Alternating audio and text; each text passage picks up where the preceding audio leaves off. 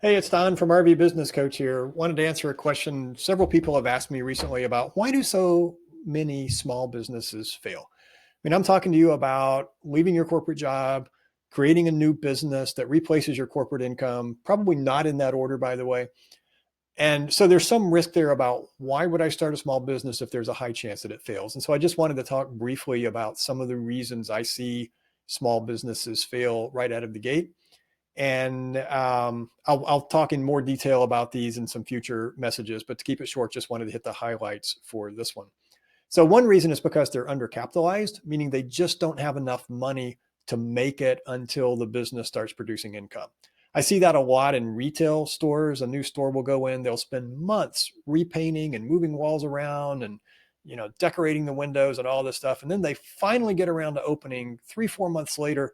They're in business a month and they close. And I think that's because they just didn't have enough money to make it until the revenue actually started being produced by the business.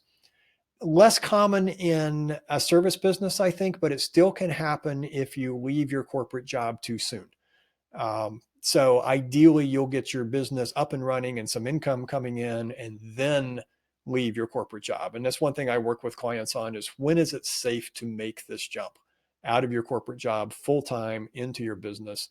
If it's at all possible, it's great to have your business producing income first. Second reason I see a lot of small businesses fail is because they failed to validate their idea. Now, if you've ever watched Shark Tank, you've seen the sharks talk about this sometimes. Someone will come up, they've got this new widget, and they think the whole world needs these new purple and yellow widgets. And the world's just not meeting a path to the door because the world doesn't see why it needs these purple and gold widgets. And that happens when you don't validate properly. Now, related to that, third reason I see businesses fail a lot is because they're not really clear about the product or service they offer.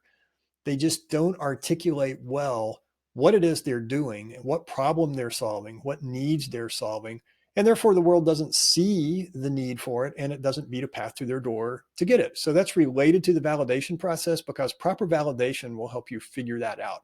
If you have a product that is badly needed, but people aren't getting it, you have to work on how you describe it and make it more easily accessible to them, make it easier for your potential clients to understand why exactly they need it.